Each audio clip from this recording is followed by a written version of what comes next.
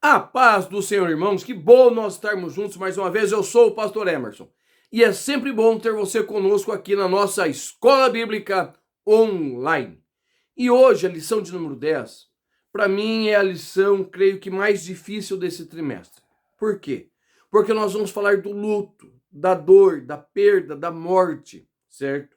O nosso comentarista, pastor Elianai Cabral, ele vai falar da morte como um todo, tá?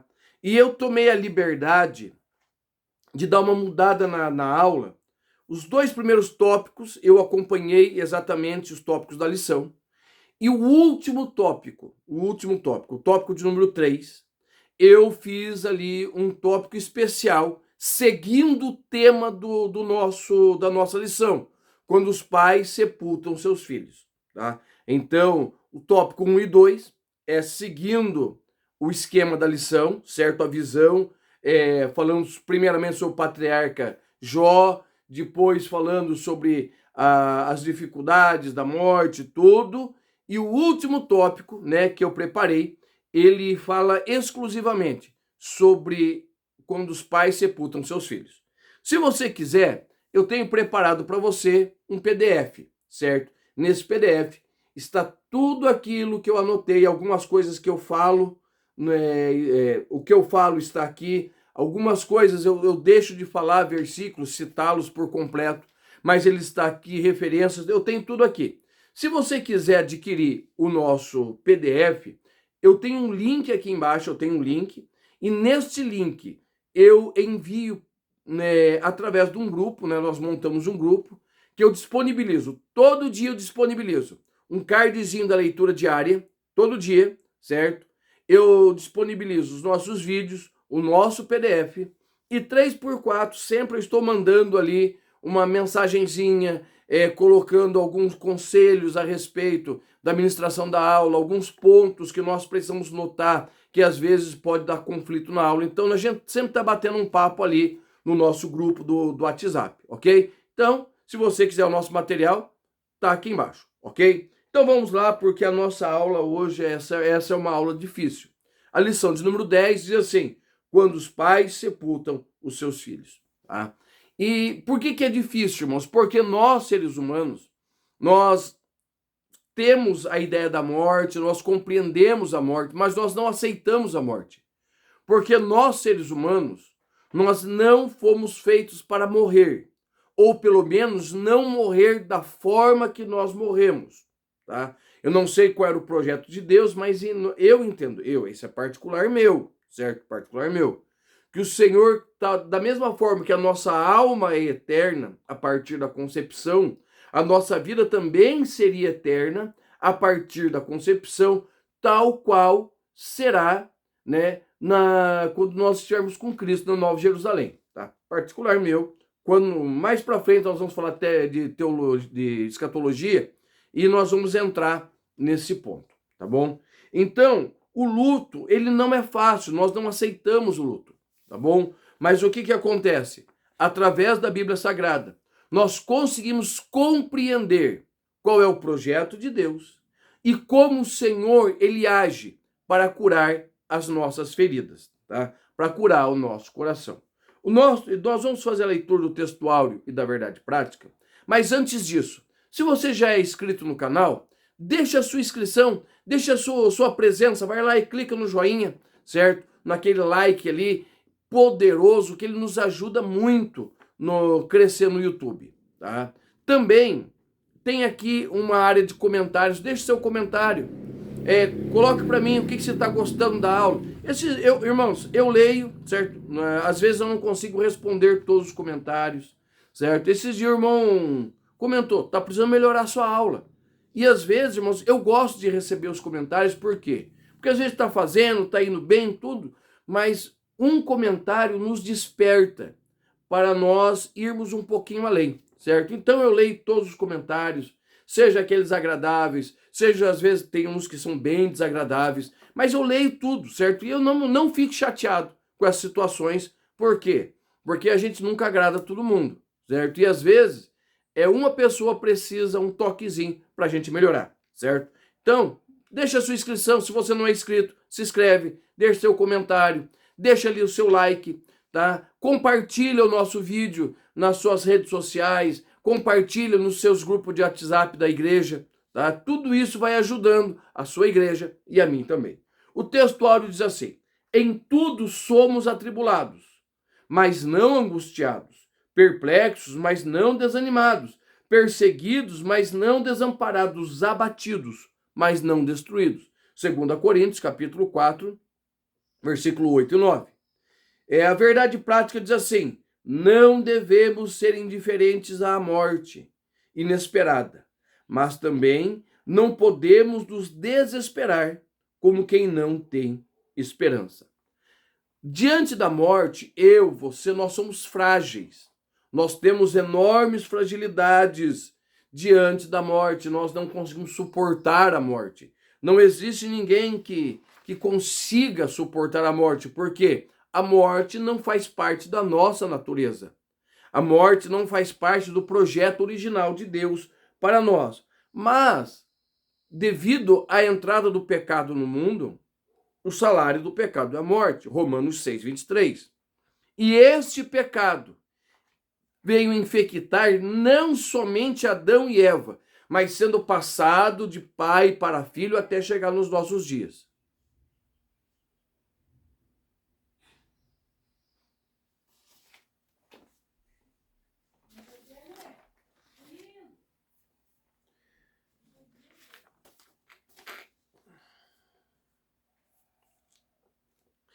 E nós vamos ver que a primeira morte, certo? Já sugerida, segundo o nosso tema, a primeira morte que nós encontramos na Bíblia, ela está em Gênesis capítulo de número 4, versículo de número 8. Quem é esse que morreu? É Abel, filho de Adão e filho de Eva. A primeira morte da Bíblia é a morte de um filho. É um pai sepultando seu filho.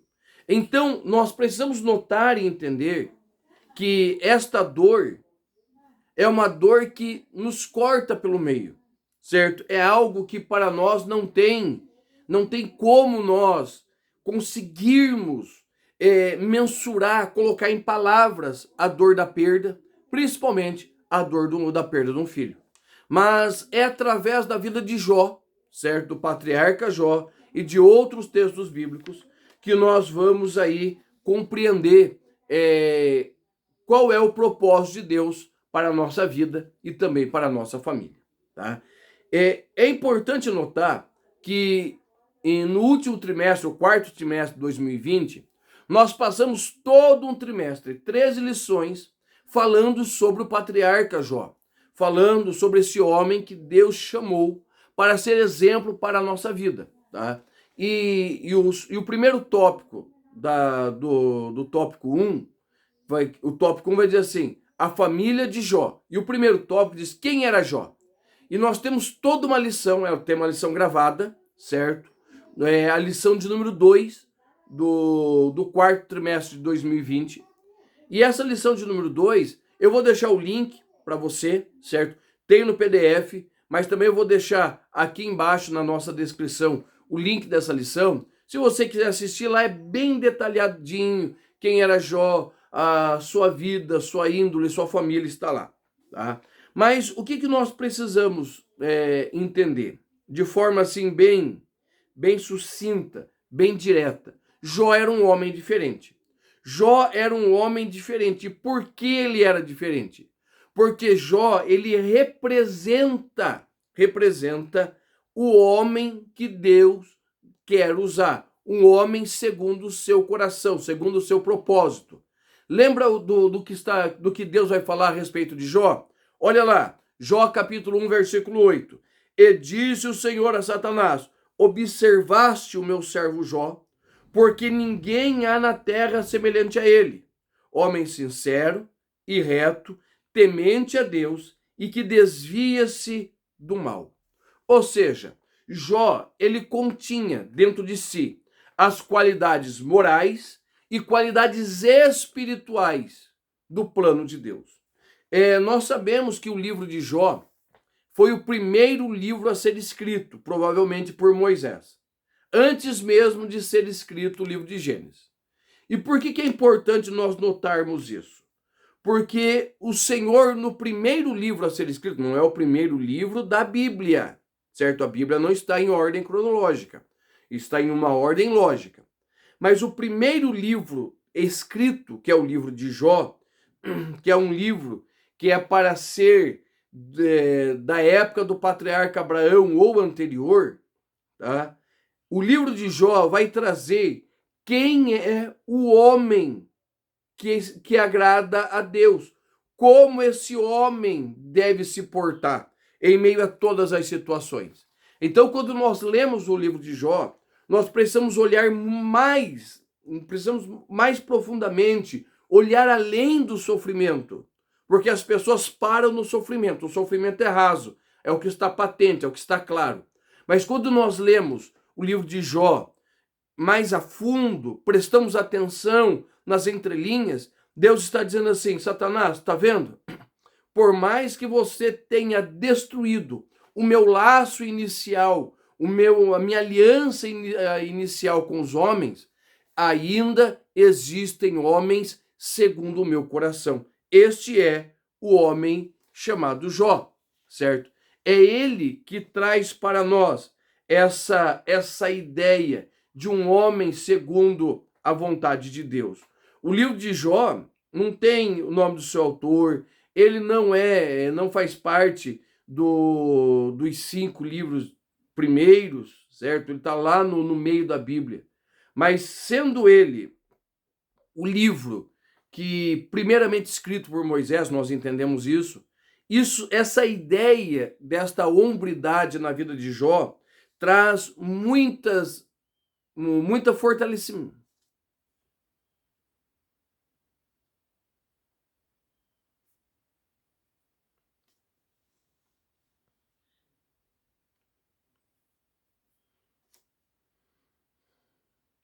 Essa hombridade na vida de Jó nos traz força, nos traz ânimo para quê? Para nós irmos além também.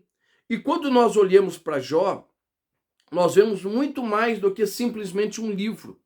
Nós olhamos para Jó e olhamos para a cruz, o que nós vemos? Nós vemos esta ligação de Jó com Cristo, uma pessoa que nas horas de dificuldade, de angústia, sentiu o pavor da morte, a semelhança de Cristo, sofreu a semelhança de Cristo e mesmo assim venceu, tá? Então, ao olharmos para Jó, nós precisamos olhar para ele e compreender que Jó, ele leva para nós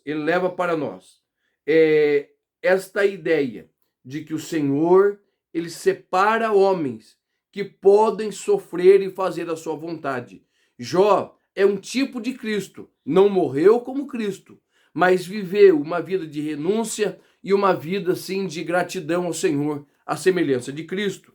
Quando nós olhamos para a história de Jó, nós vemos a sua restauração e junto com a sua restauração, a restauração de seus amigos. Por quê? Porque um homem de Deus, quando ele é restaurado, quando ele é curado, ele cura não somente a si, mas todos os que estão à volta, tá? Todos os que estão à volta são curados por ele.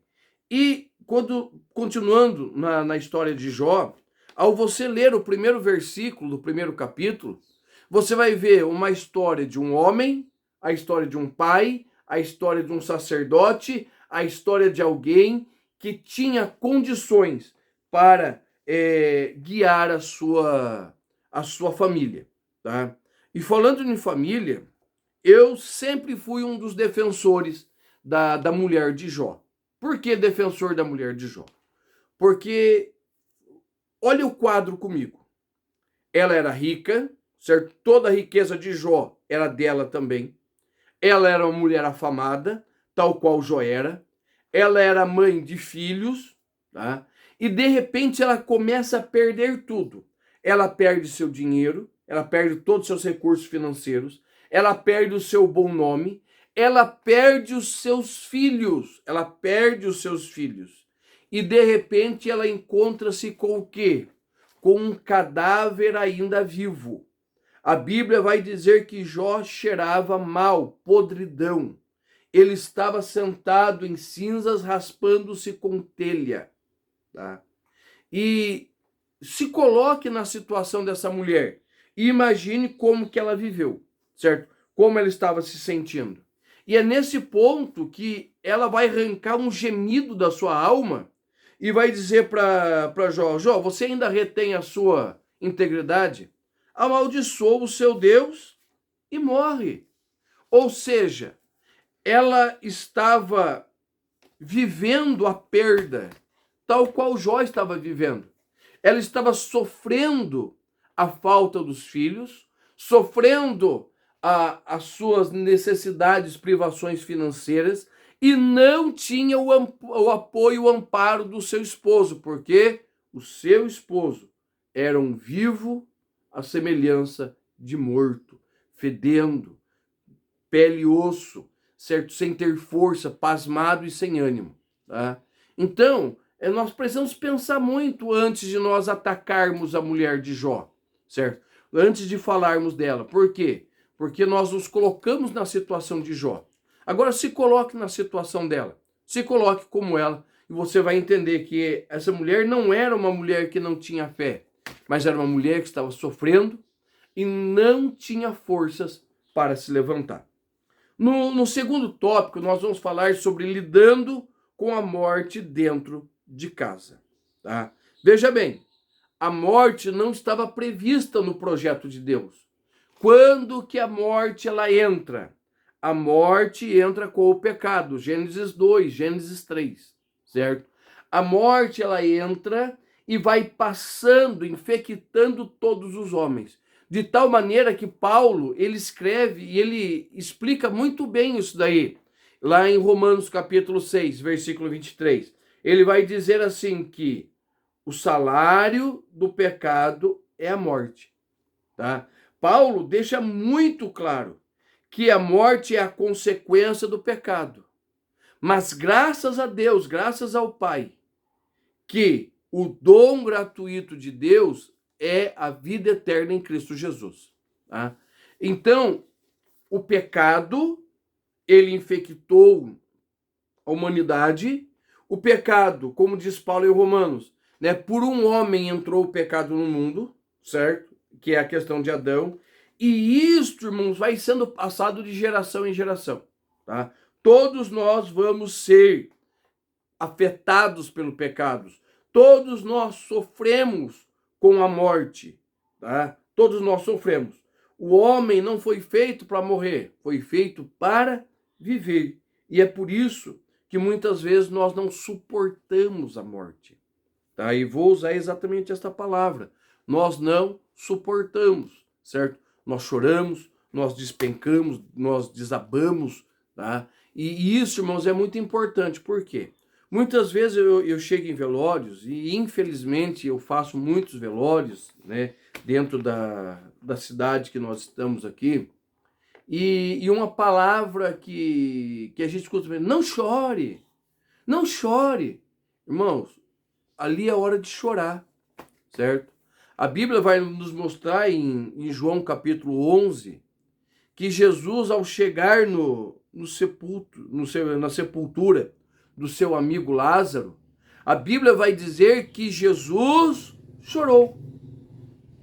Vai dizer que ele se compungiu, ele sentiu a dor de Marta e Maria, ele sentiu a sua dor como amigo e ele chorou. Ou seja, o luto faz parte da nossa vida. O choro faz parte da nossa vida. E nós precisamos chorar. Mas olha o que Salomão vai dizer em Eclesiastes 7:2. Melhor é ir à casa onde há luto do que à casa onde há um banquete, porque ali se vê o final de todos os homens, e os vivos aplicam o seu coração. A morte, ela é algo trágico e terrível para nós. Mas ela também faz com que nós pensemos, repensamos as nossas vidas. Quantas vezes, irmãos, após a morte, após o luto, as pessoas tomam decisões de mudar de vida, de mudar os seus caminhos, mudar os seus pensamentos. O luto é algo doído, mas é algo necessário, tá? E nós precisamos passar por ele. Veja bem, é passar, não ficar nele. Nós precisamos passar por ele. Se você puder ler Gênesis capítulo 50, versículo 1, vai falar exatamente como José passou o seu luto. Como José passou o luto ali quando morre seu pai Jacó. A primeira, Gênesis capítulo 50, versículo 1, diz que ele chorou, diz que ele abraçou seu pai, ou seja, é aquele momento, aquele primeiro impacto da morte, certo? Ele chora, ele abraça seu pai, ele sente a dor do luto, tá? Mas ele vai se preparando como? Com o velório, tá? E a Bíblia diz que ele passa um tempo no Egito velando seu pai, um tempo necessário, tá? Ele fala com Faraó e ele vai enterrar o seu pai na terra de Canaã. E quando lá ele chega, ele vai passar mais 7 dias chorando e lamentando a perda do seu pai. Ou seja, nós precisamos passar pelo luto. O luto faz parte do choro, o choro faz parte do luto. Nós precisamos sofrer esta dor, entendermos que a pessoa às vezes está chorando, às vezes está falando, às vezes fala até demais. Mas não é que ela está contra Deus, está com raiva de Deus. Ele está com raiva da situação, da perda. Tá? E eu vi muitas, às vezes vejo pessoas chegam no velório e eles repreendem quem está chorando, irmãos. É um lugar muito particular de cada um, certo? Os momentos de sepultamento é algo muito particular, que nós não podemos tomar por base as nossas experiências, os nossos sentimentos. Nós precisamos olhar para o sentimento do próximo. E nós encontramos em 1 Samuel, capítulo 31, versículo 13, quando se deu a morte de Saul e de seus filhos, a Bíblia vai dizer que os homens de Bet-Sean, como era questão de guerra, pegam os cadáveres de Saul, de seus filhos e penduram no muro da cidade. Os homens ali de Jabes-Gileade, eles vão até onde estão os corpos de Saul, os retira, certo? E que mais? E eles vão lhe dar um enterro digno, certo? O momento do sepultamento é um dos momentos mais necessários que há dentro do luto. O choro, aquele sentimento de vazio, mas o momento do sepultamento é o momento em que nós rompemos verdadeiramente os laços com a pessoa que veio a falecer, certo? Nós compreendemos que esta pessoa já não estará mais entre nós e nós precisamos o quê? Precisamos nos preparar para seguir a nossa vida. Ali é choro, a tristeza, mas também existe um marco, existe um local em que nós sabemos que foi depositado o corpo do nosso ente querido, do nosso familiar. E sempre que nós quisermos, nós podemos visitar. Eu não tenho esse hábito, mas tem pessoas que têm esse hábito e isso é muito necessário, porque ali você consegue o quê? Você consegue curar a sua dor e transformar a dor em saudade, tá? E isso é algo que acontece com todos nós. Enquanto estivermos sofrendo nesta terra, nós sofreremos o luto e a dor.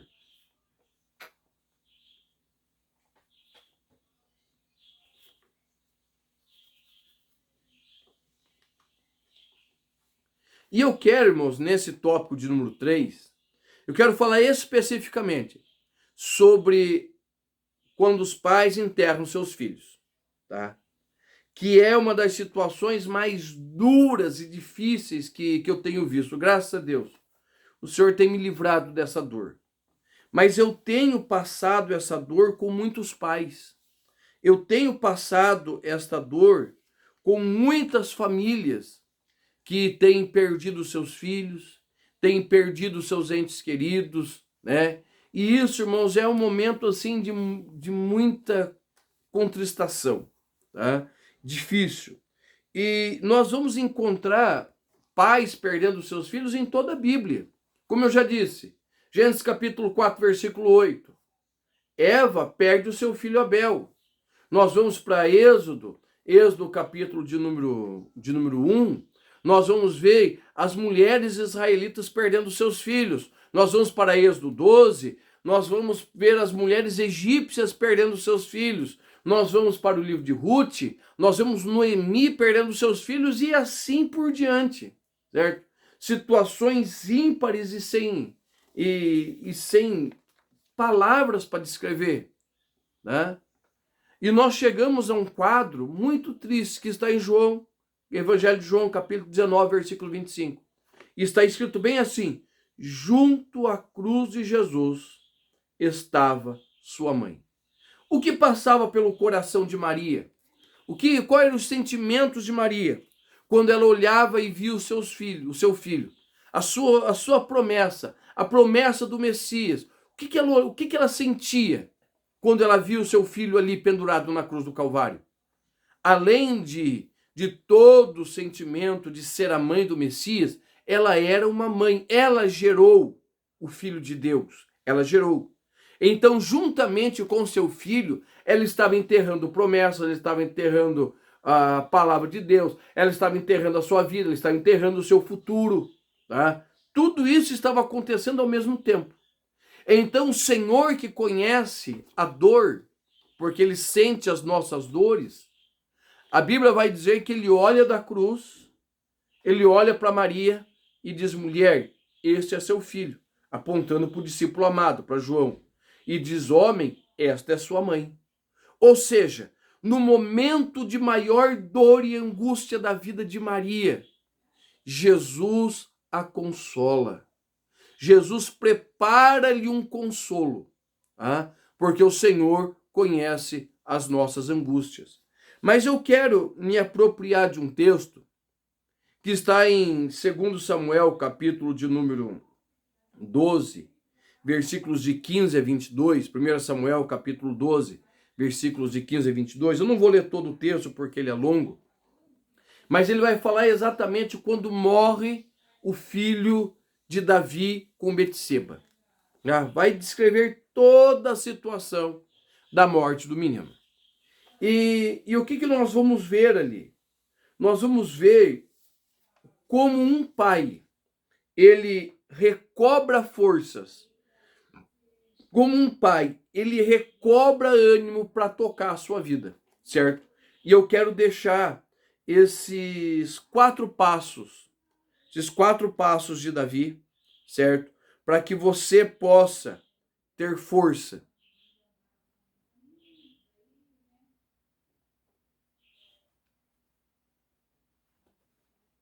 Eu quero deixar esses 5 passos de Davi para que você possa recobrar força. Talvez você esteja passando pelo luto ou esteja vivendo próximo a alguém que está passando pelo luto, pela perda de um filho.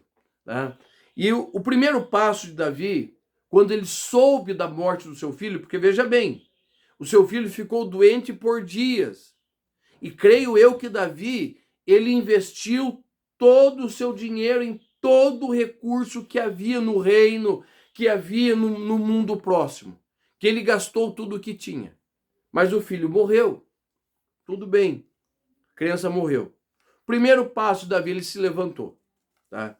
Ele se levantou por quê? Porque ele compreendeu que, primeiro, ele tinha feito tudo aquilo que ele podia. Certo?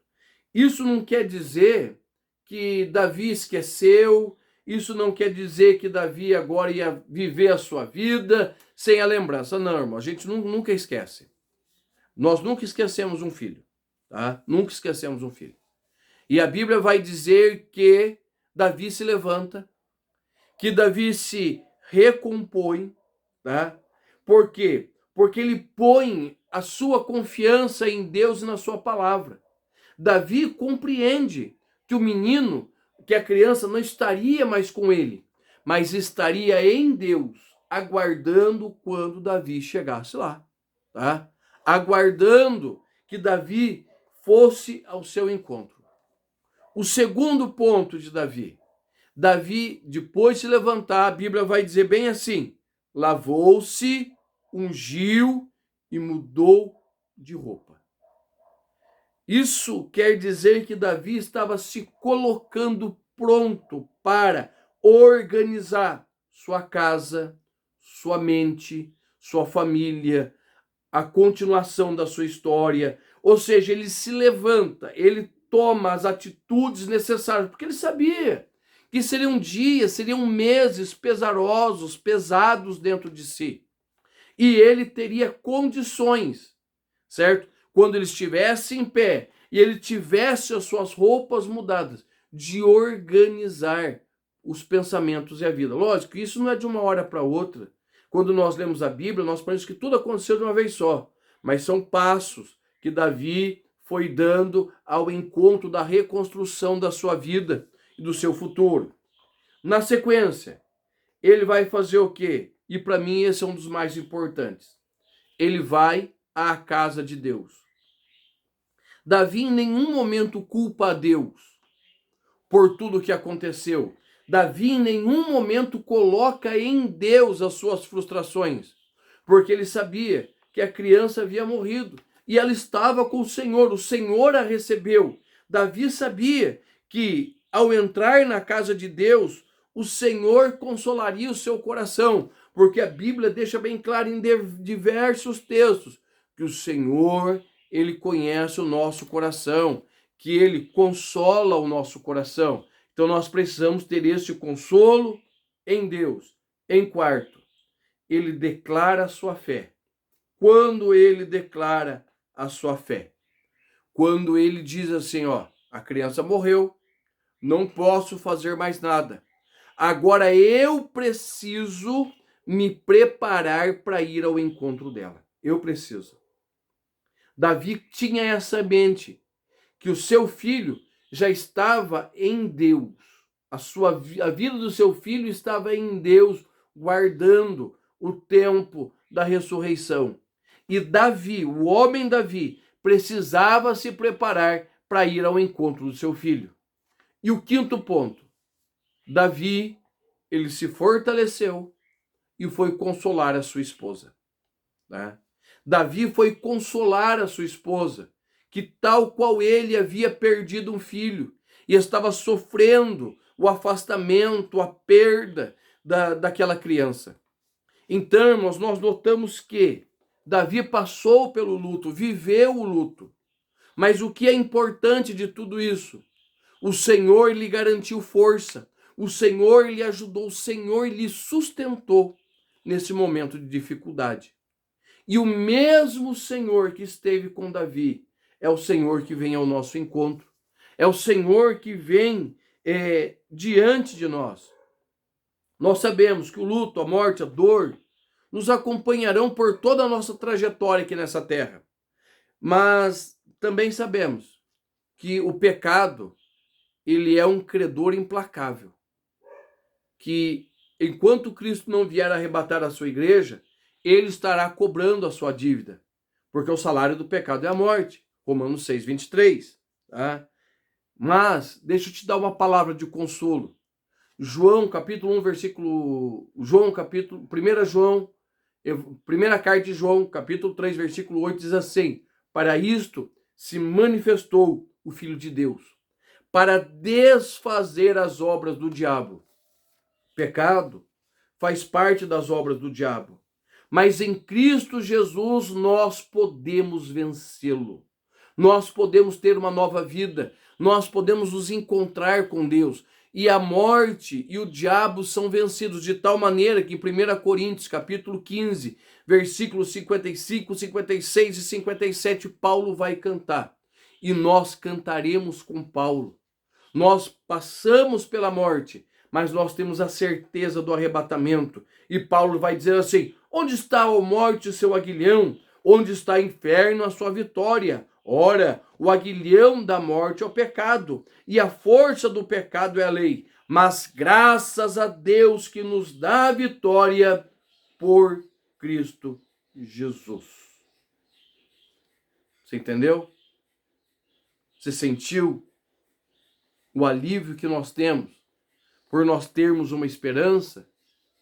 E quando chega